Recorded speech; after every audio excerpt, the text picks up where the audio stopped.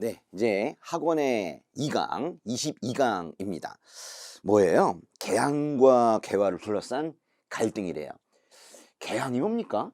개항은 항구를 연다, 뭐 이런 뜻인데, 뭐 외국 사람들이 와서 우리나라 항구에 머물면서 뭐 장사도 하고 거기에 살기도 하는 뭐 그런 거 같아요. 맞습니다. 개항은요, 아예 개화와는 조금 다르게 개화 이전 단계예요. 그러니까 항구만 여는 거예요. 항구에 외국 사람들이 들어오는 겁니다. 우리나라의 첫 번째 개항의 조약은 바로 강화도 조약이에요. 우리는 일본에 처음으로 개항을 했어요. 일본과 맺은 개항 조약이 강화도 조약이다. 그래서 그것부터 먼저 배우시는데요. 강화도 조약. 우리가 근데 왜 일본에 처음에 문을 열게 된 거예요? 사실은 뭐 여러 가지 대내외적인 그런 배경으로 강화도 조약을 맺긴 했지만은 사실은 직접적인 원인은 이겁니다. 뭐예요? 운요 사건. 외우셔야 돼. 이게 1875년에 있었던 일인데 그 다음에 76년에 강화도 조약이 맺어졌거든요. 운요호. 이거는 일본의 배 이름이에요. 일본의 배인 운요호가 글쎄 우리나라 바다를 여기저기 왔다 갔다 하면서 메롱메롱 그랬거든요. 근데 우리가 걸렸어. 그래서 우리가 대포를 쐈지. 그랬더니 운요호가 아이고 아이고 나 죽겠네 그러면서 손해배상 청구하러 온다고 하면서 맺은 조약이 바로 강화도 조약이에요. 그래서 운요 사건의 결과 강화도 조약 알아두시기 바랍니다. 그래서 강화도 조약이 체결됐는데요. 강화도 조약 사실은 별명이고요. 정식 명칭은 조일수조규입니다. 뭐가 더 많이 나올까요? 두 개 다 많이 나옵니다. 그래서 이 두 개는 다 알아두셔야 되는데요. 사실은요. 강화도 조약이나 조일수조규라는 말보다 시험에서 더 좋아하는 표현은 뭐냐면 다음 밑줄친 조약이에요. 다음 조약이에요. 그래서 이 강화도 조약에 어떤 일부의 내용을 주고 다른 조약의 규정을 고르는 그런 문제가 주로 나옵니다. 강화도 조약의 일부는 바로 이렇습니다. 1조 조선국은 자주국이며 와 대단하다. 조선을 자주국이래요. 좋은 얘기인가요? 좋은 얘기 같은데 사실은 일본의 입장에서 조선을 자주국이라고 말하는 것은 야 조선 너희는 자주국이야. 청나라 게 아니야. 청나라에서 벗어나와 그런 거죠. 그러니까 당시에 이 동북아의 형세는요. 조선은 완전히 청나라 중국 거거든요. 그러니까 일본이 조선을 차지하기 위해서는 중국에서 빼내는 게 먼저 해야 될 일인 거예요. 그래서 조선은 자주국이다 이런 감동적인 표현을 썼지만 사실은 청나라의 종주국을 부인한 거예요. 두 번째, 제 4조는요. 부산과 두 항구를 개방하자라는 거예요. 이게 바로 개항인데요. 이 강화도 조약에서는 부산은 그냥 개항하기로 했어요. 근데 두 항구는 어딘지 몰라요.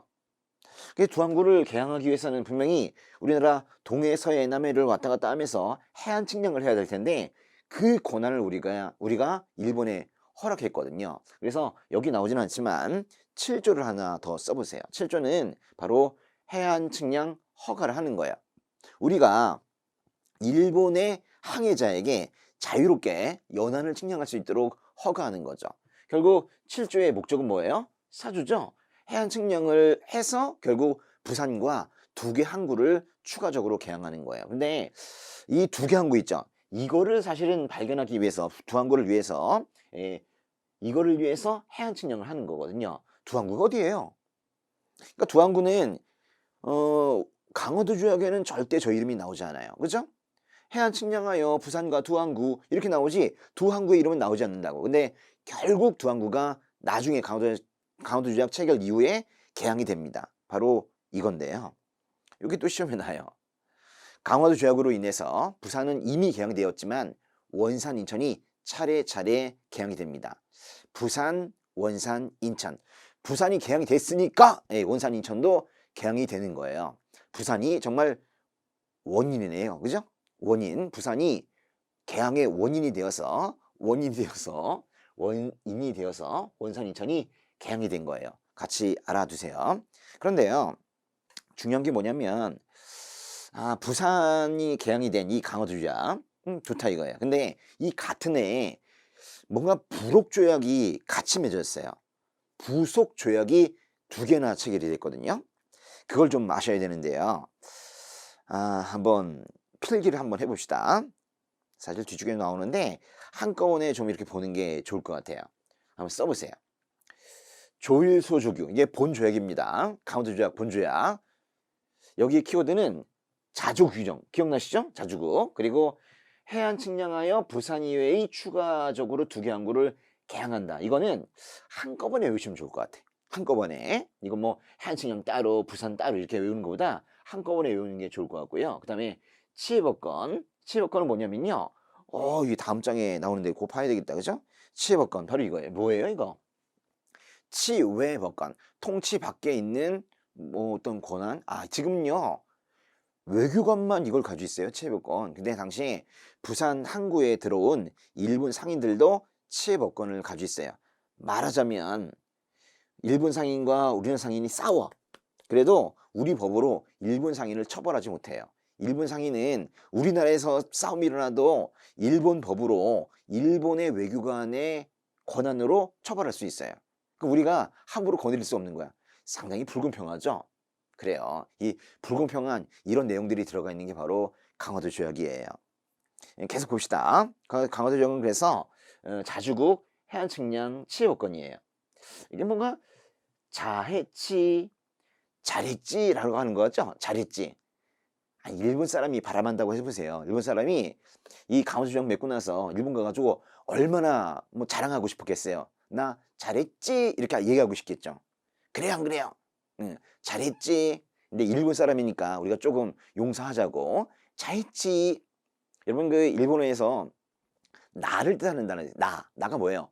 와타시 여기다 와타시 집어넣어서 해보세요. 와타시 하이치 와타시 하이치. 네? 외우세요. 강화도 조약의 키워드는 자해치입니다. 자해치. 근데 그게 다가 아니에요. 부속 조약이 있다고 그랬어요. 그게 바로 이 2개인데요. 이게 시험에 나와요. 조일수주교 부록, 이 부록이라는 말이 붙고요. 또 하나는 조일 무역규칙, 무역에 대해서만 따로 규정을 했어요. 조일수주교 부록에서는 심리를 규정했는데 이게 뭐냐면 간행이정 심리라는 건데요. 심리가 뭐냐면 심리가 한 4kg 되죠. 방파제를 기산으로 해서 심리까지만 일본 사람들이 자유롭게 드나들 수 있다라는 규정이에요. 그러니까 일본 사람이 아예 내륙 깊숙이 들어오지 못하나 그래도 개항에서 심리까지는 들어올 수 있다는 거예요. 그런 조약을 맺었고요. 그 다음에 화폐는 뭐냐면 일본 화폐인데요. 아무리 우리나라에서 개항을 했다고 해도 부산항에서는 우리 돈을 써야죠. 그렇죠? 근데 이제 일본 화폐를 개항장에서 쓸 수 있도록 하는 부록 조약이 맺어진 거예요. 그래서 이건 2개는 10화 이렇게 외워주시면 되겠고, 조일 무역규칙에 사실 이 무자가요. 이게 없을 무자는 아니에요. 이게 뭐 바꿀 무 이러니 무역한다는 무자인데 한문은 다르지만 이 무자를 기억하시면서 산무가 바로 무역규칙입니다. 산무. 상당히 불공평한 내용인데요. 무항세. 일본 배가 우리나라에 들어오면 항세를 받지 않아요. 또 무관세. 일본의 상품이 들어오면 관세를 받지 않아요. 무관세. 무제한 곡물출은 뭐냐면 혹시 기억나시나 모르겠는데 우리 세종 때요. 조선 세종 때 계해약조라는 게 있었어요. 우리나라와 일본을 오고 가는 배가 50척으로 제한이 되는 그런 계해약조가 있었어요. 그러니까 말하자면 우리나라와 일본 간에 쌀이 수출되는 걸 제한하는 규정이 조선시대 내내 있었거든요. 그것을 없애버린 게 바로 이거예요. 무제한 곡물 유출. 뭐예요? 일본으로 마음껏 제한 없이 곡물, 쌀이 많이 나갈 수 있다. 이런 얘기예요. 이 3가지 산무도 같이 알아주세요. 이 3가지가 사실은 같은 해 1876년에 맺어진 거라고요. 자해치 외웠죠? 자해치. 이거는 10화, 이거는 산무라고 외웠어요. 자해치, 10화, 산무. 한꺼번에 하면 더 좋아요. 와타시하치 10화 산무. 좋죠? 결국 하게 될 겁니다. 알았죠? 와타시하치 10화 산무. 꼭 외우세요. 이게 한 문제예요. 이거면 강호수 조약은 거의 다 풀어요. 와타시하치 10화 산무. 기억하시고 요거 좀만 더 볼게요. 보시면은 강화도 조약이 체결되던 해에 이만큼 묶어보세요. 여기에 두 개의 부속 조약이 있어요. 와타시다시 시파 산무, 시파와 산무가 있겠네요. 일단 시파부터 보시면 조일 소주규 부록의 동그라미. 부록에서는 일본 상인의 활동 범위를 개항장에서 몇리, 10리, 10리, 그리고 개항장에서 일본 화폐를 쓰게 한 거예요. 맞죠? 그래서 이거 두 개 합치면 시파 됐습니다. 네, 됐습니까? 예. 와타시다시 시파 산무. 네. 그리고 또 밑에 위에 보시면 조일 무역 규칙이 있는데요. 무관세, 무항세, 무제한 공유출, 산무죠. 시파 산무입니다. 보세요. 강화도 조약이 체결되던 해에 조일 무역 규칙과 조일 수조규가 있었다. 조일 수조규 부록이 체결되었다라는 거잖아요. 이거는 여러 번 시험에 나왔었어요. 강화도 조약이 체결되던 해에 같은 부속 조약이 무엇이뇨? 라는 문제가 계속 나오고 있거든요. 와타시, 자이치, 시파, 산무 기억하세요. 근데요. 강화도 조약이 체결되고 나서 너무 기쁜 나머지 사실 기쁘다고 그랬어요. 근데 일본에 왔다 갔다 했던 사실 사절단이 있어요. 일본에 답방 차원에서 간 사절단이 바로 수신사라는 사절단인데 이 수신사는 사절단의 이름이기도 하지만 사절단의 대표 이름이기도 해요. 뭐 그렇게 부르는데요. 그 수신사의 대표가 1차 수신사의 대표가 바로 김기수입니다. 이 사람은 그냥 수신사 하려고 태어난 것 같아. 김기수 신사 그렇잖아요. 김기수 신사. 예, 김기수가 처음으로 일본의 답방 차원에서 사절단으로 갔습니다. 그리고요, 그 이후에 그 산무 그게 바로 무역규칙이었는데 1876년에 이것이 맺어졌지만 나중에 한참 지나서요. 1883년에 이것이 조금 바뀌어요. 내용이. 그게 바로 무역이 통상으로 바뀌는데요. 무역이 통상으로. 그래서 여기 밑에 보시면 조일 통상장정 이랬죠. 그죠? 통상장정은 83년에 맺어진 것인데 여기에서 방공령을 선포합니다. 선포할 수 있도록 규정해요. 방공령 뭐예요? 방공령은 곡물 수출 금지 명령. 책이 뭐 잘 되어있네요. 그죠? 이렇게 한문이 뭔 뜻인지 잘 나와 있어요. 방공령. 이거는 뭐에 반대 같아요? 그러니까 무역규칙에 이걸 바꾼 거예요. 무제한 곡물 유출, 마음껏 곡물이 나갈 수 있다. 이걸 갖다가 방공령으로 바꾼 거예요. 그래서 뭔가 이제 83년부터는 도지사급이 곡물 수출을 금지한다. 그러면 더 이상 나가지 못하는 그런 정도 생기게 된 겁니다. 기억하시고요. 예. 중요한 걸 하셨어요. 그 다음에 제2차 수신사 김홍집이 또 갔대요. 이것도 누구야? 1차 수신사는 김기수인데요. 2차 수신사는 김홍집입니다. 김홍집은 뭐 어떤 계기로 간 것이 아니라 이제 일본을 더욱더 배우러 가야겠다 이러면서 간 거예요. 근데 웃긴 게 김홍집이 일본에 갔죠. 근데 일본에 갔는데 일본에 가서 일본과 뭔가 한 게 아니라 일본에 가 있는 중국 외교관에게서 책을 하나 받아요. 아니 김홍집이 일본에 갔다고. 근데 일본에 가서 뭔 말을 한 게 아니라 중국 외교관이 쓴 책을 받아가지고 온다고요. 그게 바로 조선 책략입니다. 그래서 김홍집이 받아가지고 온 책이 바로 이건데 이게 난리가 났어요. 조선 책략의 내용 때문에. 이것은 이제 고종 왕에게 바쳤거든요. 고종이 신하들에게 쭉 얘기하니까 이것에 찬성하는 쪽과 반대하는 쪽으로 쫙 갈라진 거예요. 조선 책략이 아주 조선을 두 개로 갈라버렸어요. 내용이 뭔지 보겠습니다. 조선 책략의 내용은 책략이 바로 러시아를 막는 책략이에요. 러시아가 사실은 뭐 조선시대 때부터 계속 남방하고 있었거든요. 러시아는 춥잖아요. 그러니까 러시아가 부동항, 얼지 않은 항구를 구하기 위해서 남쪽으로 계속 내려오고 있었단 말이에요. 근데 그 타깃 중에 하나가 바로 조선이라는 거예요. 그래서 중국이 우리에게 조언하는 거예요. 러시아를 막기 위해서는 너희 어떻게 해야 되는지 알아? 중국과 가까이 해야 돼. 친중국. 또 하나, 일본과 관계를 공고해야 돼. 결일본. 또 하나, 미국과 연계해야 돼. 연미국. 그런데요, 러시아를 방어하기 위해서 중국과 가까이 해야 된다는 건 이미 중국과 가깝죠. 일본과 관계를 공고히 해야 된다 그랬는데 강호 조약 맺어지면서 일본과 이미 가깝죠. 결일본은 일본과 끈짜는 게 아니라 일본과 친해지자는 거예요. 결과적으로는요, 이게 제일 중요한 거예요. 미국과 연계하자. 바로 이 주장을 하고 있는 것이 이게 조정책역의 내용이에요. 연미. 근데 우리가 깜짝 놀랐죠. 왜 갑자기 미국이냐? 당시에 미국은 오랑캐라고 하는 사람들도 많았는데요. 미국 오랑캐와 왜 우리가 갑자기 친해지냐? 알지도 못하는 애랑 왜 친해지냐? 그랬어요. 그러면서 이제 이 찬성과 반대로 나눠졌는데요. 당시에 조정책역의 내용에 찬성하는 사람들은 그래 미국 내가 뭐 얘기 들어보니까 뭐 괜찮아 발전도 하고 그런 것 같더라. 그러면서 조미소 통상조약 체결을 주도했어요. 이거는 말 그대로 조선과 미국이 조약을 맺는 거예요. 그런데 여기에 반대하는 사람들은 당시에 반대합니다 그러면서 뭐 영남 만인서와 같은 상소문을 올리거나 그러기도 했습니다. 조미소 통상조약 이거는 이제 미국과의 조약인데요. 이 내용이 뭐냐면 가장 중요한 것은 바로 이거예요. 거중 조정. 어렵다 말이 그죠? 거중 조정 이 뭐예요? 거중 조정 모르겠다. 이건요 조미소 통상조약의 바로 1조에 시작하는 건데요. 거중 조정 예를 들면 조정 진짜 친구 되자 뭐 이런 거예요.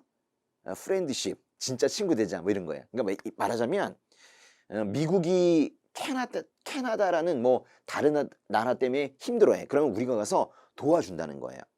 근데 뭐 그럴 일은 없겠죠. 근데 오히려 거꾸로 일본이 우리를 힘들게 하면 미국이 와서 조정한다, 도와준다라는 그런 거예요. 그러니까 제3국이 뭔가 협박을 하고 불경한 그런 일을 우리나라에 벌일 때 미국이 와서 도와준다는 그런 그런 조약이 바로 거중 조정이에요.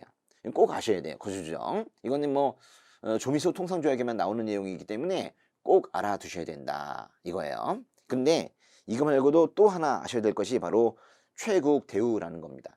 또 이것도 어렵다. 최국 대우 뭐예요?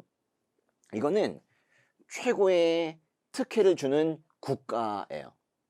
최고의 특혜를 주는 국가. 그러니까 동종 조약을 맺은 그런 나라들 중에는 여기에 뭔가 특혜를 주잖아요. 그러면 다른 나라에도 특혜를 줘야 된다는 그런 내용이에요.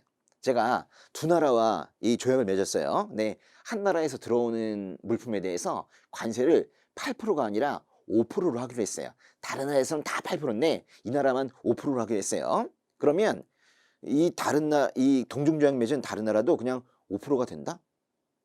최애국 대우 때문에? 근데요, 제가 이쪽이 너무 이뻐가지고 이쪽 나라에서 들어오는 물품에 대해서 더 낮춰서 이건 뭐 무관세로 0%로 들어오라고 했어요. 그러면 이 나라도 그냥 0%가 된다? 그러니까 같은 동종조약 내에서는 최고의 특혜를 그냥 다른 나라에도 그대로 같이 적용하는 거예요. 약간 이렇게 생각하면 돼요. 자동 업글 시스템? 그렇게 되는 거예요. 자동 업글 시스템.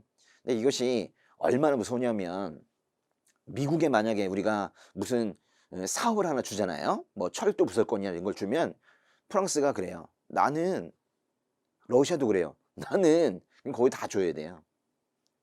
최국 대우가 나중에 얼마나 무섭게 이루어지는지는 나중에 보겠습니다. 아주 무서운 조약이에요. 네. 그 다음에 조미소 통상조약이 맺어지고 나서 그 다음에 서구 열강들과 많이 조약이 맺어집니다.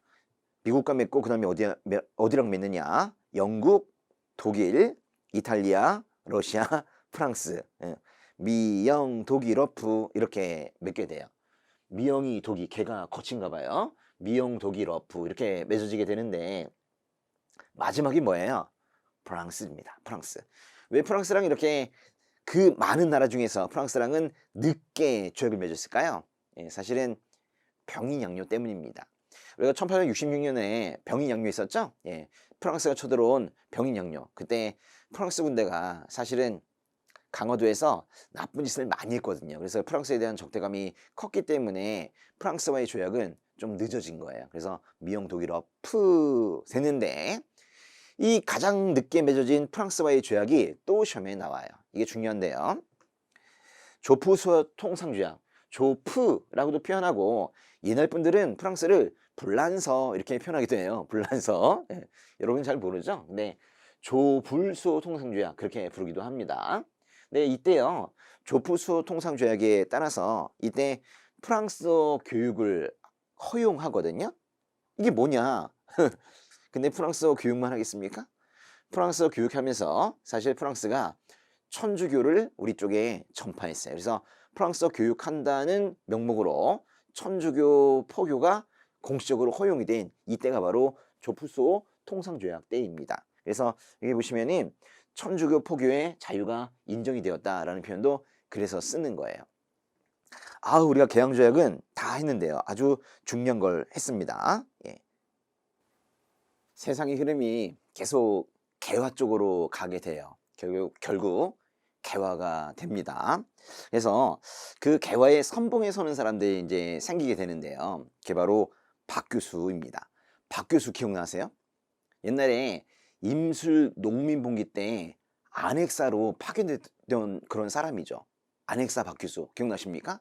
그 박규수가 이 조약을 맺고 개화를 하고 하는데 아주 선봉에 서게 돼요. 그러면서 이제 박 교수가 한양으로 내려오는데요. 삼정승을 하면서 아주 큰 저택의 끝에 사랑방을 하나 둬요. 그 박 교수의 사랑방에 개화 세력들이 다 모이게 됩니다. 박 교수의 사랑방. 이건요, 역사적 용어예요. 여기가 바로 개화의 요람이 됩니다. 여기에 많은 사람들이 모이는데 특별히 오경석, 또 뭐 유홍기 뭐 이런 사람들이 모여요. 근데 특별히 역관인 출신인 오경석이 중국에 가서 가져온 책이 있어요. 그게 뭐냐면 해국도지 영환지리야. 이거는 우리나라 책이 아니에요. 이거는 지자가 있는 거 보니까 뭐 지리지인 것 같긴 한데 세계 지리지예요. 세상이 어떻게 변하고 있는가 이 책에 나오고 있는 거예요. 오경석이 가지고 온 이 두 책을 그 박규수의 사랑방에서 많은 청년들이 돌려 읽습니다. 그러면서 개화 사상이 트는 거죠. 다음 장 보세요. 그래서 결국 개화가 이루어지는데 꼭 알아야 될 단어들이 몇 개가 있어요. 이제 옛날에 전통 행정은 의정부라는 것이 담당을 하지만 의정부. 근데 이제 개화 행정은 다른 곳이 담당을 해야 돼요. 그래서 개화 관청이 생기는데요. 개화 관청의 이름이 바로 이거예요. 읽어보세요. 뭐예요? 통리, 기무, 아문. 이름도 어렵다, 그죠? 통리, 기무, 아문. 통리, 뭐 요즘으로 치면 외교통상 이런 뜻이에요. 군국기무, 군사기밀, 그런 아문은 지금의 부하 같은 겁니다. 통리, 기무, 아문. 중요한 건 이것이 개화 관청이라는 거예요. 이걸 설치하고 그 아래 12사를 두었대요. 여러분, 의정부 밑에는 뭐가 있어요? 육조가 있죠? 의정부 밑에 육조가 있다면 통리 기무아문 밑에는 12사가 있는 거예요. 12사의 이름들이 뭐 이런 거네요. 그죠? 사대사, 교린사, 군무사, 변전사, 통상사 안 외워도 돼요. 다만 이런 것들이 나왔을 때는 12사구나 라고 인식만 할 수 있으면 됩니다. 또 군대 제도도 많이 바뀌는데요. 오군영 기억하십니까? 예, 조선 후기에 중앙군의 구조가 바로 오군영이었죠. 훈, 어총수, 끔 이게 바로 오군영인데요. 뭐 이렇게 많은 군대가 필요해? 그러면서 오군영을 2영으로 두 개로 정리해버려요. 그래서 2영이 됩니다. 2영으로 축소된 거죠. 그러면서 이름도 바뀌는데요. 바로 무이영, 장의영 이렇게 축소가 돼요. 그런 거예요. 2영이면 충분히 무장한다는 거예요. 무장 맞죠? 예, 그래서 훈, 어총수, 금 이것이 2영 무장으로 바뀌어요. 그 같은 해에 그 대신 신식군대가 생겨요. 그러니까 구식군대를 좀 없애고 신식군대를 만든 거구나. 그냥 군대 자체를 축소시킨 게 아니네, 그지? 예, 신식군대 이름은 바로 별기군이에요. 별기군. 이영으로 축소하는 대신 별기군을 만들었어. 구식군인들이 아주 화가 많이 난 거예요. 이것 때문에 결국 나중에 배우겠지만 이모군란이라는 게 군인들의 반란이 일어나게 됩니다. 또 이때 이제 개화의 또 한 흐름 속에서 기기창이라는 게 설치가 돼요. 기기창 뭐 같아요? 무기창 너무 길잖아요. 그래가지고 줄여가지고 기기창이라고 했어요. 사실은 아닌데 기기창은 무기창, 무기 만드는 곳이에요. 그죠? 네. 그리고 요거 꼭 알아야 돼요. 방문국 별표. 그래서 제가 여기 새로 별표 친 요 방문국과 위에 있는 별기군이라는 명칭, 그리고 위에 있는 통리겸화문, 이렇게 세 가지는 꼭 기억하셔야 되는데요. 방문국은 뭐냐면, 방문국 이거는 뭘까요? 네, 볼까? 보면 여기는 출판을 하는 곳이에요. 인수하는 곳인데, 여기서 우리나라의 첫 번째 신문이 나옵니다. 그게 바로 한성순부예요. 우리나라 최초의 신문이 방문국이라는 인쇄기관에서 나온 거예요. 또 하나, 전환국이라는 게 만들어지는데요. 전환국, 이거는 화폐를 발행하는 관청이에요. 여기에서 백동화라는 아주 많이 쓰는 그런 화폐도 나오게 돼요. 상평통보, 우리가 보통 엽전이라고 하는데 그거 다음 단계에 많이 썼던 게 바로 백동화거든요. 이 표현도 알아두셔야 돼요. 일단 여기 나오는 표현들은 뒤쪽에 이제 다른 사건에서 다 조금씩 같이 나오는데요. 용어를 알고 계시면 좋겠어요. 이제 우리가 많은 개화의 조약을 맺으면서 감사하다는 이유로 다방 차원에서 일본도 가고 중국도 가고 미국도 가고 그래요. 강화조약이 체결되었죠. 1차 수신사로 누가 일본에 갔습니까? 이거 했는데 일본에 김기수신사가 갔죠. 김기수는 아예 숫자로 끝나는데요. 1차 수신사는 바로 김기수입니다. 기억을 하시고요. 근데 2차 수신사로 몇 년 후에 김홍집이라는 사람이 또 일본에 가게 돼요. 근데 김홍집은 일본에 2차 수신사로 갔는데 가서 다른 거 못하고 오히려 중국 외교관이 쓴 책을 하나 가져온다고 그랬죠. 그게 뭐예요? 조선 책략이라고 그랬어요. 또 간 것은 조사샬단이라는 이름으로 어윤중 이런 사람들이 일본에 갔는데요. 조사샬단, 사실 일본에 많이 가네요. 일본에 다방 차원에서 또 일본의 개화 문명을 배우기 위해서 많이 가요. 조사샬단, 그 다음에 가는 것이 바로 영선사인데요.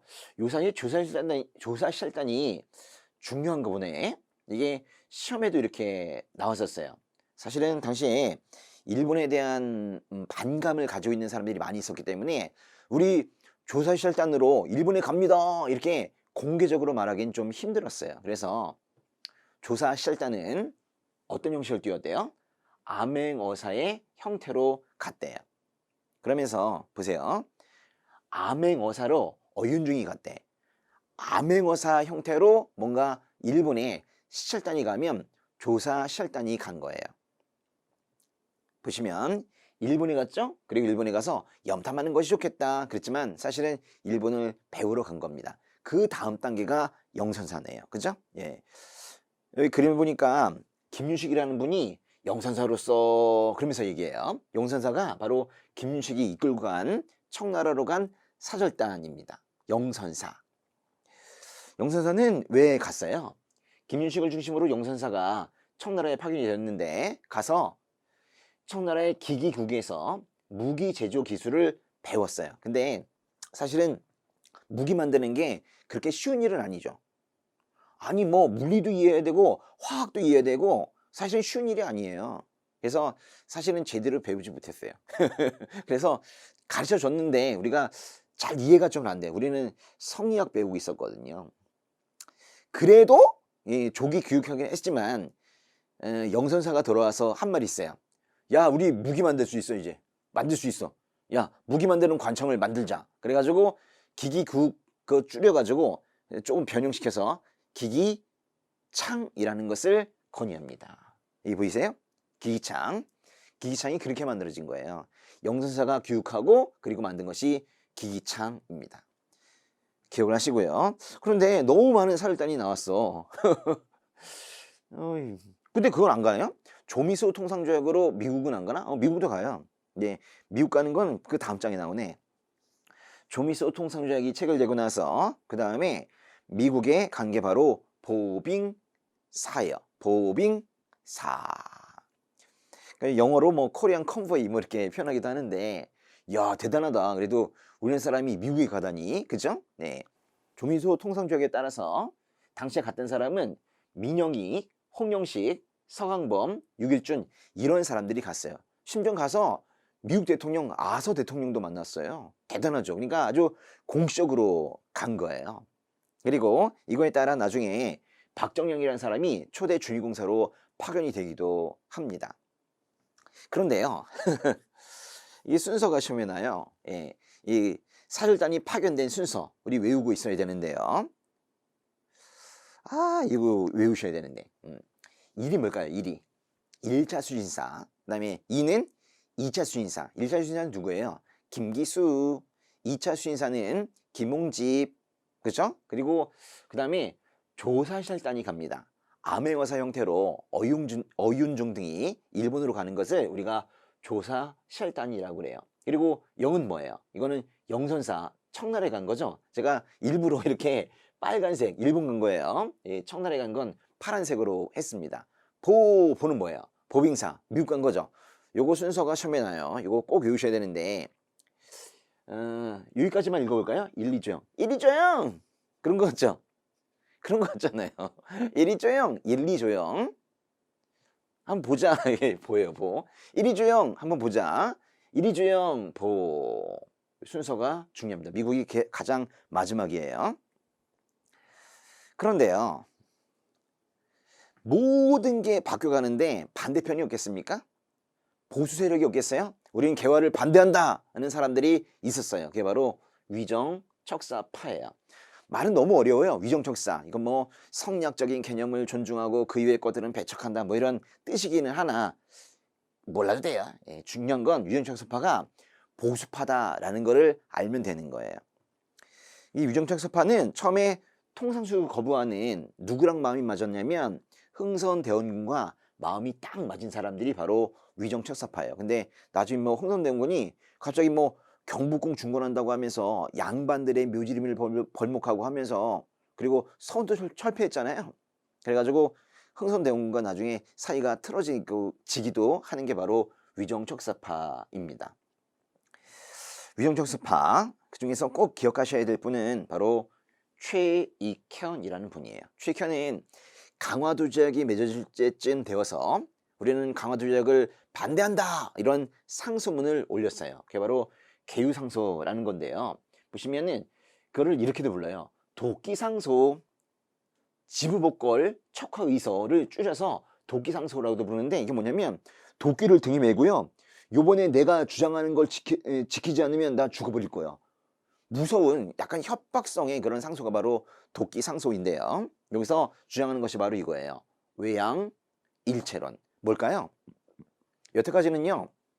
병인양요, 신미양요 이런 거 거치면서 서양 세력에 대한 적개심만 드러냈는데 서양 싫어, 서양 싫어, 서양 싫어 이랬거든요. 근데 이제는 일본도 똑같아. 일본도 싫어. 일본이 하는 짓 봐. 라고 하는 게 바로 외양일체론이에요. 외놈이 양놈과 같다 뭐 이런 뜻으로 얘기한 거예요. 당시에 수의사 김홍집이 가지고 온 황존은의 사의조선책략, 사의조선책략이 바로 조선책략인데요. 이거에 반대하는 상소를 그래서 올리기도 해요. 이걸 올린 사람은 특별히 이만손이라는 사람인데요. 그러니까 최익현은 상소문을 올리고 이만손도 상소문을 올리고 이런 식으로 계속 상소문을 올리면서 뭔가 반대합니다. 개헌을 반대합니다. 이렇게 한 거예요. 이게 바로 위정척사파입니다. 여기 꼭 좀 알아주세요. 조선책략은 누가 가져왔다고요? 2차 수의사 김홍집이 가져왔는데 그것도 시험에 나지만 이거에 반발해서 써놓은 상소문의 이름도 중요해요. 뭐예요? 영남만인소입니다. 영남만인소는 뭐에 반대한 거라고? 조선책략에 반대한 것이다 라고 시험에 나요. 꼭 기억하세요. 예. 이제 구체적인 사건들에 대해서 좀 보도록 하겠습니다. 첫 번째 사건은 바로 이모군란인데요. 이모는 뭐 이모년에 1882년을 말하는 건데요. 군란? 이게 문제야. 보통 우리가 밀란 그러면 백성들이 농민들이 들고 일어난 건데 군란? 군인들이 들고 일어난 거예요. 무섭지 뭐. 그 떡대가 좋은 이런 사람들이 군인들이 몸집이 좋은 사람들이 들고 일어난 건데 얼마나 무서워요. 군란. 그죠? 구식군인들이 반란을 일으키다. 왜 일으켰어요? 뭔가 차별받고 있다는 그런 느낌 때문에 일어난 거예요. 그 중에 하나는 원인은 이거예요. 오군형에서 이형으로 축소되었다. 외웠네 우리가. 그죠? 이형이 뭐예요? 이형이면 충분히 무장하지. 그러면서 무이형, 장어형 이런 게 바로 이형이에요. 그래서 99인데 5개를 2개로 줄인 거야. 정리해고 시킨 거죠. 그러니까 얼마나 기분이 나빠. 그 대신 새로운 군대가 생긴 거예요. 그게 뭐예요? 별기군. 이것 때문에 이모곤란이 일어난 거예요. 근데요, 사실은 이게 직접적인 원인인데 또 하나의 원인이 있긴 해요. 그게 뭐냐면 99인들은 선해청이란 말이 나오는데 이게 뭐냐면 선해청에서 99인들에 대한 급여를 지급하고 있었는데 급여가 계속해서 밀렸어요. 근데 그나마 좀 몇 개월 밀린 급여가 나왔는데 그것도 쌀로 줬거든요. 근데 쌀에 또 밑에 겨와 모래가 섞여 있는 거예요. 그러니까 99인들이 아주 화가 많이 난 거죠. 그래가지고 들고 이러는 것이 이모군란입니다. 근데 어쨌거나 이제 급여를 지급받지 못했다. 그것도 알아두시긴 하는데 직접적인 원인으로서 얘기해야 되는 것은 역시 이거예요. 뭐예요? 이형과 별기군. 이별이네요. 이별. 작별이 아니라 이별이네요. 이별. 이것 때문에 일어난 게 뭐라고요? 이모군란. 이모가 이별했나 봐. 이별 이모 외워두세요. 이별 고모가 아니고 작별 고모가 아니고 이별 이모예요. 알죠? 이모가 이별했나 봐요. 이별 이모. 그래요. 이별 이모. 그래요. 그때 이모군란이 일어났습니다. 그때 잠깐 등장한 사람이 바로 이 사람이에요. 왜 이 사람이 갑자기 나오는지 모르겠어요. 그죠? 이 사람은 1963년부터 73년까지 한 약 10년 동안 잠깐 고종 대신 실권을 가졌던 그런 사람인데 한 10년 정도 쉬다가 갑자기 82년 이무년에 99인들이 불러가지고 잠깐 등장하는 사람이에요. 그래도 구식 세력들이 흥선대원군밖에 없다 이런 얘기를 한 거예요. 그러니까 나밖에 없나 이러면서 궁궐로 들어간 사람이 바로 대원군입니다. 쉬고 있다가 들어간 거예요. 약 1개월간 집권하면서 모든 것을 과거로 돌려놓았다. 대원군이요 모든 걸 다 과거로. 그래서 오군형을 이형으로 바꿨는데 이형을 다시 오군형으로 바꿔요. 그리고 통리기무아문이라는 거 있죠. 통리기무아문. 그게 뭐예요? 개화관청인데 통리기무아문도 없애버립니다. 그게 바로 흥선대원군이에요. 그러니까 모든 게 다시 다 원점으로 과거로 돌아가는 거예요. 그래서 또 이걸 또 이제 개화를 추진하고 있던 이런 세력들은 아주 기분이 나쁜 거예요. 당시에 그래서 흥선대원군은 결국 청나라로 잡혀갑니다. 당시에 사실 고종의 아내였던 명성황후가 청나라에 연락하거든요. 우리 시아버지 잡아가지고 주세요. 그랬어요. 시아버지가 바로 흥선대원군인데 대원군이 그래서 청나라로 잡혀갑니다. 그러면서 이모군란이 끝나요. 이모군란이 진압이 됩니다. 누가 진압했다고요? 청나라가 진압했다고요. 네. 그러면서 이제 이모군란이 진압된 거 내용 간단해요. 군이 일어났다. 군이 들고 일어났는데 청나라가 진압했다. 이게 끝이에요. 그런데 이 후폭풍이 엄청납니다. 이모군란의 결과 일본에도 우리가 조약을 맺어줘야 되고 그리고 청나라와도 조약을 맺었어요. 이 조약들이 아주 엄청난 결과를 가져오게 돼요. 먼저 일본과 맺은 조약을 좀 보는데요. 바로 제물포 조약이 체결이 됩니다. 근데 일본과 왜 조약을 맺느냐? 당시에 사실은 별기군의 교관이 일본 사람이었거든요. 그리고 일본 공사관도 있었는데 사실 이모군란 때 일본 공사관도 습격하고 일본인 교관도 죽이고 뭐 이랬어요. 그러니까 말하자면 이모군란 때 일본인들이 많이 죽었다 이거예요. 그래서 일본이 사죄하라고 했거든요. 잘못했다고 부르라고 그랬거든요. 그러면서 배상금 지급을 요구했어요. 그것이 바로 제물포 조약입니다. 제물포 조약. 이때요. 밑에 그 내용부터 먼저 보겠습니다. 일단은 유족 및 부상자에게 준다고 죽은 사람들이나 또는 부상당한 사람들한테 준다고 5만 원을 요구했어요. 5만 원. 지금도 5만 원은 뭐 그렇게 작은 돈은 아닌데 옛날에 5만 원은 5천만 원? 뭐 그 정도 느낌이에요. 엄청난 금액이 5만 원. 네, 5만 원. 그리고 일본 공사관에 일본군 약관을 두어 경비를 서게 한다. 일본 공사관이 습격을 당했기 때문에 일본 공사관에 아예 일본 군인들이 직접 와서 지키겠다 이런 얘기인데, 생각해 보면요, 우리나라에 일본 군인들이 합법적으로 들어온다는 얘기예요. 이때가 일본 군인이 우리나라로 들어오는 계기가 됩니다. 또 세 번째는 일본국에 사과한다. 그래서 사과하는 사절단이 파견되기도 합니다. 이 세 가지가 바로 진일보조약의 키워드인데요. 이 중에서 특별히 일본 공사관에 일본 경비병의 주둔을 허용한다는 건 꼭 좀 기억하셔야 돼요. 근데 표현을 어떻게 한다고요? 일본 공사관에 일본 경비병의 주둔을 허용한다는 걸 번역하기로는 일본군 약간을 둔다 이렇게 표현해요. 거의 모든 번역에서 약간이라는 표현을 써요. 아니, 군인을 약간이라고 표현하면 좀 웃기긴 한데, 그죠? Some soldiers? 약간. 근데 이렇게 표현해요. 진일보 조약입니다. 또 청나라와의 관계도 크게 변했는데요. 청나라와는 조청상민 수륙 무역 장정이라는 걸 체결해요. 이상하다. 장정이 뭐지? 장정? 조약이 아니네요. 조규가 아니네요. 조약이나 조규는 국가와 국가 사이에 맺는 걸 말하는데, 장정은요, 어떤 국가와 그 밑에 있는 속해 있는 속방이 있죠. 그 사이에 맺는 것을 우리가 장정이라고 그래요. 그러니까 청나라가 우리와 조약을 맺을 때 우리는 국가로 인정이 안 된 거예요. 그죠? 우리는 청나라에 속한 속방 정도로 이해한 거예요. 그래서 장정 이렇게 쓴 거예요.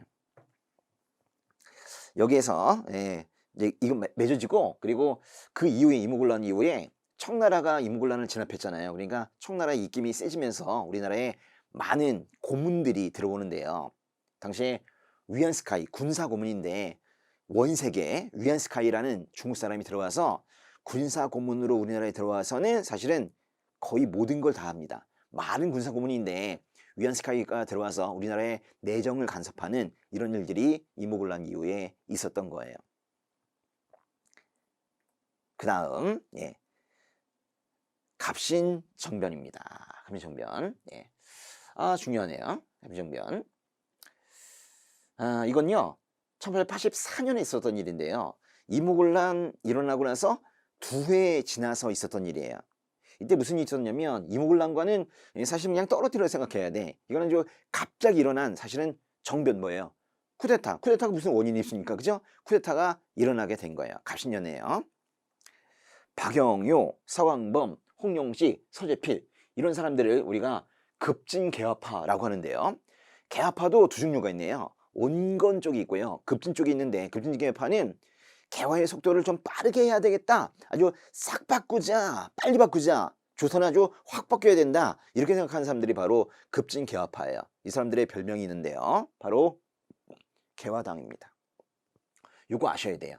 여러분, 개화당은 개화파와 다른 거예요. 개화당 이렇게 표현하면 급진개화파만 얘기하는 거예요. 그러니까 개화당, 급진개화파 같은 말인데요. 이들이 일으킨 것이 뭐냐면, 이게 바로 갑신정변이에요. 뭐냐면, 급진개화파가 속도를 빨리 하고 싶은데 점점 이모군란 이후에 개화의 속도가 느려지는 걸 본 거예요. 청나라가 계속해서 위안스카이가 계속 내정 간섭을 하면서 뭔가 개화의 속도가 느려지니까 아주 답답한 마음에 에라 모르겠다 이러면서 갑신정변 일으킨 거거든요. 그걸 일으킨 것이 바로 개화당이라고요. 그리고 나중에 보시면 알겠지만, 개화당은 갑신정변을 일으키고 반역죄가 되어가지고 다 죽거나 또는 뭐 망명하거나, 그리고 다시는 개화당의 사건이 없어요. 결론, 개화당이 일으킨 유일한 사건이 바로 갑신정변입니다. 처음이자 마지막인 것이 바로 갑신정변이에요. 시험에서 만약에요, 개화당 이렇게 나오면 무슨 문제를 풀어요? 갑신정변으로 풀면 됩니다. 중요하고요. 갑신정변은 사실 어디서 일어났냐면, 우정총국 개국 축하연에서 일어났어요. 우정총국 뭐예요? 우편 배달하는 그런 관청, 우편관청, 그게 바로 우정총국이에요. 여기에 이제 대표가 사실은 홍용식이라는 사람이었는데, 홍용식은 당시에 미국에 가 있었어요. 미국에 보빙사로 가 있었어요. 기억나시죠? 보빙사. 근데 가 있다가 오자마자 내가 없는 사이에 관청을 만들어 두었군. 그러면서 우정총국에 뒤늦게 파티를 연 거예요. 근데 그 파티 자리에 얼마나 많은 사람들이 왔겠어요. 그 사람들은 거기서 죽인 거예요. 불질 걸고 죽이고, 그게 바로 쿠데타가 일어난 겁니다. 우정총국 개국축하위원회에서 갑신정변이 일어났고, 드디어 그 홍영식, 서광범, 서재필 이런 젊은 친구들이 그 정부를 차지하게 되었어요. 사실은요, 여기 그 박영효, 서광범, 홍영식, 서재필, 그리고 김옥균도 있는데요. 김옥균이라는 이 사람만 사실은 뭐 30대이고 나머지는 다 20대거든요. 그 30대, 20대 젊은 청년들이 아예 쿠데타를 일으켜서 정부를 차지한 거예요. 그런데요, 이 사람들이 진짜 재밌는 것이, 너희 아버지 누구시냐? 라고 하면 이 갑신정변을 일으킨 주역들은 이렇게 말해요. 저 국무총리인데요. 저희 아버지 장관인데요. 이렇게 말해요. 다 그런 집안이에요. 그러니까 이 사람들은 굳이 뭐 그래요. 그냥 특별히 이런 사건을 일으키지 않아도 그냥 먹고 살만한 사람들이에요. 근데 이 사람들이 굳이 얘기한 게 뭐냐면, 보세요. 박영효, 김옥균, 서지필 이런 사람들이 우정총국 개국축하위원회에서 갑신정변을 일으키고 정부를 차지하면서 한 말이 바로 이거예요. 한번 써보세요. 평등. 평등이 뭐예요? 신분제를 없애자는 거예요. 조선에서 가장 높은 그런 신분을 차지하고 있던 사람들이 평등을 주장했어. 자기의 기득권을 다 내려놓고 평등 주장했어. 시험에 나오겠어요? 나오겠어요? 당연히 나오지. 이게 얼마나 파격적인 얘기예요. 그렇죠? 인민평등 그런 걸 주장하는 것이, 신분제 철폐를 주장한 것이 바로 갑신정변입니다. 아주 중요해요. 근데요, 구체적으로 갑신정변에서 또 주장했던 것들은 이런 거예요. 사실 갑신정변의 주역들이 14개조 혁신정강이라는 걸 발표했는데, 당시에 국가재정을 호조로 일원화하자고 주장했어요. 호조. 그러니까 6조가 바뀐 건 아니네요. 이호, 예병, 경공 6조가 있는데, 당시에 뭐 다른 관청들도 세금을 걷어가지고 세금을 쓰고 남으면 착복하고 이런 식이었단 말이에요. 그래서 그렇게 하지 말자. 지금으로 치면 기획재정부가 다 세금을 받아가지고 뭐 일목요연하게 예결산 정책에 따라서 집행하자, 뭐 이런 얘기예요. 예, 호조로 일어나자. 아주 중요한 얘기인데, 이것을 이제 신정부에서, 새 정부에서 주장한 거예요. 또 하나, 해상공국을 없애자, 그렇게 주장했어요. 해상공국은 뭐냐면 보부상을 보호해주는 관청이에요. 당시에 상인들이 강화도 조약 이후에 많이 힘들어하고 있었거든요. 우리나라 상인들 중에서. 그런데 다 죽어도 보부상, 사실은 어용상인이에요. 기억나시나 모르겠는데, 보부상은 전국의 장시를 하나의 유통마로 연계하는 관허행상, 관이 허락하는 라이센스가 있는 그런 행상이란 말이에요. 어용상인인데 이들을 구해주는 게 바로 해상공국인데요. 해상공국을 없애자고 말한 거예요. 이건 급진개업하니까 왜 보상만 도와주냐 이러면서 없애자라고 말한 거예요. 또 입헌군주제 수립을 주장했는데요. 특이하다.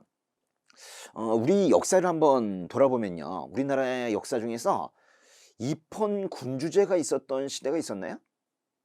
입헌군주제가 뭔데요? 입헌, 헌법에 입각한 군주, 왕. 그러니까 법 아래에 왕이 있는 거예요. 이렇게 있는 거예요. 아무리 왕이 날뛰어도 법 아래에 있는 거예요. 법 밑에 왕이 있는 거예요. 옛날에 뭐였어요? 전제 군주제 시대 때는 왕이 하는 말이 법이에요. 왕이 곧 법이다, 이거죠. 이건 뭔가 군주의 권한이 제한이 되는 그런 게 바로 입헌군주제인데요. 이거는 주장만 여러 번 있었지 사실은 한 번도 우리 역사에 등장이 한 적이 없습니다. 전제군주제 쭉 가다가 나중에 일제강점기 된 거예요. 이게 바로 그렇게 됐기 때문에 입헌군주제는 주장밖에 없는데, 그 주장이 바로 이때 있는 거예요. 갑신정변의 1등 주장입니다. 갑신정변은 입헌군주제를 주장했어요. 기억을 꼭 하세요. 그러나 3일 천하로 끝났대요. 3일 동안 그 신정부 강령하고 멋있게 뭐 이렇게 시작했는데 결국 끝났어요. 근데요, 아무리 갑신정변이라고 말해도 지금 아직 조선입니다. 아직은 조선이라는 나라예요. 그러니까 이 정변을 일으킨 사람들은 사실은 반역이에요. 반역. 그래서 반역죄로 이 사람들 잡히면 죽습니다. 이 사람들의 가족도 죽고요. 노비가 되거나 그렇게 돼요. 그래서 이 사람들이 해외로 망명을 해요. 그래서 보통 그 갑신정변의 주역들은 보통 일본으로 많이 망명을 했는데요. 또 일본 가가지고 또 그렇게 편하게 지내지는 못한 것 같아요. 갑신정변 이후에 조약이 두 개가 체결됩니다. 이거 시험에 많이 나오는데요. 갑신정변의 결과 조선과 일본 사이에 한성조약과 텐진조약이 체결이 돼요. 근데 보시면 텐진조약은 우리가 체결한 게 아니네. 이건 일본과 청나라 사이에 맺어진 거예요. 한성조약은 또 배상조약이에요. 한 10만 원 주기로 했거든요. 그러니까 일본 사람들이 또 이때 죽었다고 일본은 계속 뭐 조약을 맺어 유종미 부상자에게 준 돈을 달래요. 이모군란 이후에 맺어진 조약의 이름이 뭐예요? 5만 원 주기로 한 거. 재물포 조약이죠. 그거 다시 한번 보겠습니다. 바로 재물포 조약인데요. 이거 꼭 기억하셔야 돼요. 그래서 앞에 썼는데요. 이별 이모까지 외웠죠? 그 다음에 외워야 될 것은 재물포 조약과 조청상민 수륙 무역 잠정이에요. 이것과 한성조약 텐진조약을 꼭 구분하셔야 된다고. 한성조약 텐진조약은 그거는 갑신정변의 결과예요. 펴놓은 김에 다시 한번 보겠습니다. 누가 이별했어요? 이모가. 이별한 이모가 너무 슬픈 나머지 인천 갔나 봐요. 재물포 갔나 봐요. 인천이 재물포입니다. 가서 뭐 장사하나 봐요. 조청 장사. 조청이라는 거 알아요? 엿이 이렇게 엿 같은데 이렇게 흐물흐물한 거 있잖아요. 조청. 응? 응. 이별한 이모가 재물포에 가서 조청 장사를 했나 봐요. 이거 한꺼번에 외우세요. 요 중에 한 문제가 나옵니다.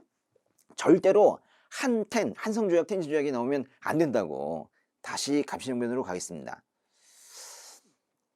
갑신정변 그 이후에 맺은 조약은 한성조약과 텐진조약이에요. 근데 그 텐진조약은 뭐냐면 일본과 청나라가 맺은 텐진, 즉 천진에서 맺은 조약인데 만약에 조선에 큰일이 있으면 일본과 청나라가 형으로서 형처럼 가서 도와주자라는 거예요. 그래서 청나라 군대와 일본 군대가 동시에 조선에 들어가겠다는 청일 동시 파병의 약속, 이것이 바로 텐진 조약입니다. 이것이 10년 후에 발동이 돼요. 1894년에 동학농민운동이라는 아주 엄청난 사건이 조선에서 일어나거든요. 그러니까 일본 군대와 청나라 군대가 동시에 들어와요. 둘이 싸워요. 청나라는 져요. 일본이 그냥 계속 있어요. 계속 있어요. 계속 있어요. 그러다가 일제강점기가 된 거예요. 텐진조약은 이때는 이것이 이렇게 무서운 조약인지 몰랐는데 나중에 엄청난 후폭풍을 가져오게 되는 게 바로 텐진조약입니다. 일단 기억하시고 이 두 개는 아주 직접적인 갑신정변의 결과인데요. 이거 말고도 갑신정변 이후에 여러 가지 사건이 일어나게 돼요. 그 다음 장에 보시면 영국군이 러시아의 남하를 견제한다는 이유로, 사실은 영국군은요 저쪽 서쪽부터 러시아와 계속 싸우면서 계속 동쪽으로 온 거예요. 그러면서 심지어는 우리나라의 섬 하나를 불법적으로 점령을 해가지고 영국이요 거기를 점령해가지고 러시아를 막겠다는 거예요. 그게 바로 거문도라는 겁니다. 거문도 어디 있어요? 우리나라가 있으면요 그 제주도가 있죠. 본토가 있고 제주도가 있으면 그 사이에 거문도가 있어요. 거문도 해밀턴 섬이라고 하는데 글쎄 여기에 영국이 들어가가지고 아예 뭐 포대도 만들어 놓고 진지도 만들어 놓고 막사도 지어 놓고 여러 달 살고 있는 걸 우리가 몰랐어요. 근데 나중에 이제 우리가 항의를 했는데요. 영국의 거문도 불법 점령, 이것도 1885년입니다. 그러니까 뭔 뜻이냐면 갑신정변의 직접적인 결과는 아니지만은 바로 다음에 있었던 일이다라는 거예요. 또 하나 밑에 보시면 부들러라는 사람이 조선 중립파를 주장했어요. 부들러뿐만이 아니라 육일준이라는 사람도 조선 중립파를 주장하는데 다른 시험에서는 육일준이라는 사람이 중립파를 주장했다는 게 중요하게 다루지만 우리 한능검 시험에서는 부들러, 이게 독일 부영사거든요. 독일 사람이 스위스와 같은 중립군 형태를 조선이 가지고 있으면 좋겠다라고 주장한 것도 1885년이에요. 그래서 1885년의 주요 사건에 거문도와 부들러가 같이 나와요. 주의할 점은 거문도와 부들러는 갑신정변의 직접적인 결과는 아니에요. 그렇지만 바로 그 다음에라고. 예. 이 사이에 있는 사료 좀 보겠습니다. 만약에 해밀턴 섬 이렇게 나오면 이게 거문도가 나오지 않아도 이게 거문도 불법 점령이라는 거 알아야 되고, 이게 바로 갑신정변 다음에라는 것도 알아야 되는 거예요. 그 앞에다가 정리하겠습니다. 그래서 이렇게 갑신정변 이후에 있었던 일은 이렇게 네 가지로 보시면 돼요. 부들러, 한탱, 거문도 이렇게 외우세요. 예, 부들러. 예, 부들러는요, 거문도를 좋아했나 봐요. 부들러는 독일 사람인데 왜 영국이 불법적으로 점령한 거문도를 좋아하는지 모르겠는데, 부들러는 거문도라는 섬을 아주 아름답게 생각했나 봐요. 부들러, 한탱, 거문도가 최고의 휴양지며 최고의 관광지였던 것 같아요. 외국 사람, 독일 사람, 부들러, 한텐, 거문도가 최고입니다. 여기 중에서 한텐, 이거는 갑신정변의 직접적인 결과이고, 부들러, 거문도는 1885년의 사건입니다. 기억하세요. 예. 제물포가 아니에요. 제물포. 제물포는 이무군란 때 나오는 거니까. 문제 보겠습니다. 1번. 밑줄 그은 조약에 대한 설명으로 옳은 것은 그랬어요. 여기 뭐 운요 사건을 빌미로 그랬으니까 금방 강화도 조약인 거 알겠어요. 운요 아시죠? 네. 1875년에 메롱메롱 그래서 우리나라 연근해를 왔다 갔다 했던 그런 배의 이름이 바로 운요 사건입니다. 그래서 이 조약은 바로 강화도 조약인데요. 정식 명칭은 뭐라고요? 조일 수호 조규입니다. 옳은 것은 무엇일까요? 와타시샤치 18산무, 자이치 18산무, 해안 측량하여 부산 이외에 2개 항구를 추가 개항한다. 답이 4번이네요. 그렇죠? 4번입니다. 예. 그 다음에 2번 볼게요. 가나 조약에 대한 설명으로 옳은 것은, 가나 2개나 나왔네. 일본국 인민은 본국의 현행 여러 화폐로, 일본의 화폐로 조선국에서 교환할 수 있대요. 아니 아무리 그래도 우리나라에 와서는 일본 화폐를 쓰면 안 되지. 우리나라 화폐를 써야지. 근데 일본 화폐를 우리나라에서 쓸 수 있다는 거예요. 와타시샤치 10화 산무, 바로 이게 10화의 화인데요. 이게 바로 조일 수호조교 부록이네요. 또 일본 인민은 양미와 잡곡을 수입할 수 있다. 이건요, 마음껏 가져갈 수 있다는 거야. 이게 바로 무제한 곡물 유출, 산무네요. 와타시샤치 10화 산무, 이 산무의 무예요. 무자가 들어가는 조일 무역 규칙입니다. 요거 2개는 뭐예요? 이게 바로 강화도 조약, 본조약의 부속 조약이잖아요. 부속 조약이라는 거, 그 의미를 우리 시험에서 물어요. 답이 뭘까요? 쭉 보니까 답은 5번이네요. 그렇죠? 조일 수호 조규, 뭐예요? 강화도 조약의 본조약의 이름이죠. 이거의 후속 조치로 체결되었다는 건 맞아요. 그죠? 자이치 10화 산무를 한꺼번에 같은 해의 조약으로 연결시켜서 외우는 것이 매우 중요합니다. 3번 볼게요. 예, 좀 볼 게 많어. 3번. 러시아를 막는 것입니다. 중국을 가까이 하고 친중국, 일본과 관계를 공고히 하며 결일본, 미국과 연계하여 연미국이라고 말하는 사람이 누구예요? 바로 황준셴. 한문으로 쓰면 황준헌이라는 사람이에요. 그리고 그걸 받아가지고 온 사람이 바로 김홍집입니다. 요 내용이 바로 조선 침략이죠. 러시아를 막기 위해서는 미국과 친해져야 한다는 게 바로 이 조선 침략의 키워드예요. 근데요, 김홍집이 이거를 받아가지고 와가지고는 고종에게 줬죠. 그리고 그 내용이 다 알려지자 조선의 대신들이 둘로 갈라집니다. 이렇게 갈라지죠. 조선 침략의 내용에 찬성하는 사람들은 그래요, 미국과 친해집시다. 그러면서 조미수 통상조약 체결로 이어지고, 반대하는 사람들은 영남 만이서, 영남이 어디예요? 경상도 지역이죠. 그쪽에 정말로 많은 사람들, 영남 지역에 정말 많은 사람들이 상소를 올려요. 영남 만이서, 이만손을 중심으로 영남 만이서를 올리는 것은 바로 조선 침략의 내용에 반대하는 사람들이 올린 거예요. 지금 문제가 뭐냐면 다음 가상대화 이후라고 표현했어요. 왜 가상이라고 표현하냐면 사실은 이 두 사람은 만난 적은 없거든요. 이 사람이 쓴 책을 나중에 이 사람이 가져온 것뿐인데 그래서 가상 대화라고 한 거예요. 어쨌거나 이거 이후라고 그랬어요. 그러면 찬성하는 쪽에서는 아마도 조미수 통상조약 체결로 주장을 할 테고 반대하는 쪽은 영남 만인소를 올리지 않겠습니까? 이건요 그냥 단순하게 이후 문제가 아니라 이 대화의 지적인 결과 있죠. 조선친약의 결과를 묻고 있는 거예요. 디귿 리을 답은 5번이겠다. 그쵸? 이렇게 푸는 거예요. 5번도 볼게요. 5번. 다음 자료에 나타난 사건에 대한 설명으로 옳은 것은 난군이 고를 침범했다. 이 첫 줄 보세요. 세상에 이런 말이 있어. 난군. 반란, 군. 이건요. 군인들이 반란을 일으켰을 때만 쓸 수 있는 거예요. 이거는 이모군란 뺏기는 없어요. 그렇죠? 예, 이모군란인 것 같네. 그죠? 봉급을 몇 개월 지급하지 못했다. 선해청 이런 곳에서 급여를 지급했는데 그것도 제대로 지급되지 않았어요. 영에 소속된 군인들이 난리를 일으켰다. 99군인들이 난리를 일으킨 거예요. 근데 요 말이 뭐예요?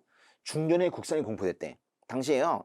이모군란이 일어나자 민비 즉 명성황후가 저 장원 쪽으로 피신을 가요. 왜냐면 그 궁궐에 있다가는 그냥 99군인들한테 폭행을 당해서 죽을 것 같으니까 당시에 명성황후가 어디로 도망가거든요. 근데 연락이 안 돼. 지금처럼 뭐 카톡 있는 것도 아니고 연락이 안 돼. 그래가지고 한참 동안 연락이 안 되자 민비를 가짜 장례를 치릅니다.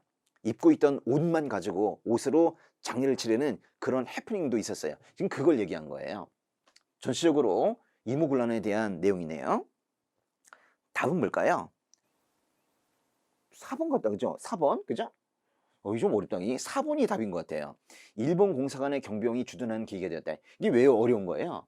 이게 바로 제일포 조약의 내용 중에 하나이기 때문에 그런 거죠. 이거 외워야 되겠어요. 그죠? 네, 정확하게 하려면 이별이 뭐 이별 고모가 아니네요. 그죠? 이별이 뭐 이모가 너무 슬픈 나머지 어디로 갔어요? 제물포 인천으로 가서 살았어요. 가서 뭐 장사했어요?